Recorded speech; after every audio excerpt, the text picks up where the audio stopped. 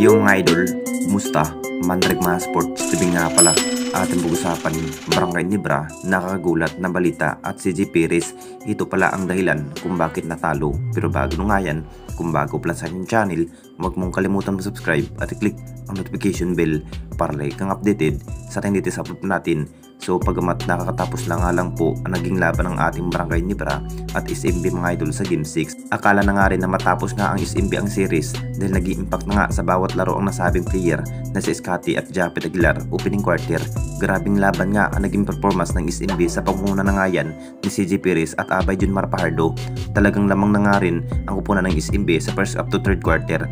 Ito na nga ba ang hinihintay ng lahat kung gaano na nga ba ka-impact ang naging laro ng Barangay Nibra? Kung hindi pa rin nanalo ang Jinkings, talagang SMB na sana magwawagi at makuha ang malaking panalo patungong finals. Pero nakaahon naman ang upunan ng Barangay Nibra kung bakit naging tabla na nga ang series. Pinatunayan pa rin ni Eli Tenorio sa last quarter mga idol na mananalo na nga ang upunan ng Barangay Nibra. Grabe rin ang kanya naging performance sa nasabing player. Naging factor rin sa bawat outside shooting. Nakapagtala nga ang nasabing player pero naging malaking factor na rin ang Jinkings mga idol dahil siya na rin ang dahilan kung bakit nanalo nga ang upunan ng Barangay Nibra sa Game 6 at nakakaabot pa rin ng Jinkings sa Game 7. At dito naman natin malaman kung sino na nga ba ang karapat-dapat na makakapasok patungong finals mga idol. Upunan ng Barangay Nibra na nga ba o ang upunan ng SMB? Mas lalo pang hinahandaan ni Scotty ang naging laro ng Barangay Nibra dahil ang pangarap na makuha ang magiging history ng Jinkings at makuha ang kampeonato sa ating liga. At dito na naman tayo sa isa pa nating balita, si G. Perez. Ito na nga ba ang dahilan kung bakit natalo nga ang upunan ng SMB na parang nahihirapan pa rin ang upunan ng SMB na makatapat ng Jinkings mga idol dahil may Eli Tenorio.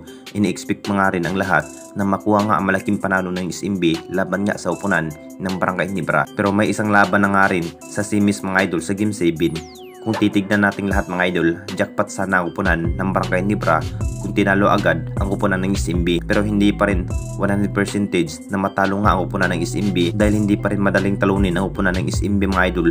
Butas ng karayom pa rin ang madadaanan ng upunan ng Barangay Nibra bago makuha ang malaking tagumpay sa ating liga.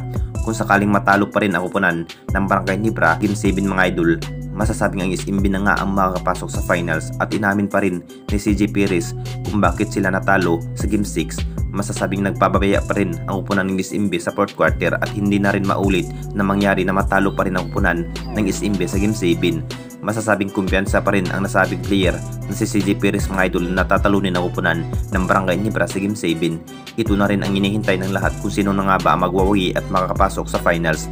Ang kupunan ng Barangay Nibra na nga ba ang kupunan ng SMB? Dahil hindi pa rin basta-basta na matalo lamang ang kupunan ng SMB dahil sa kanilang bawat hustle play ang ginawang performance. Anong masasabi ninyo mga idol tungkol sa ating video?